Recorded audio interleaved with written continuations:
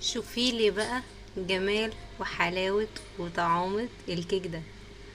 بصي بقى، بصي، يعني شكل خرافي، طعم روعة، شياكة، ويعني حاجة كده ما حصلتش. بصي بقى قد ايه هش وخفيف. بصي بصي، انا عايزاكي بقى تشوفي لي قد ايه الكيك خفيف.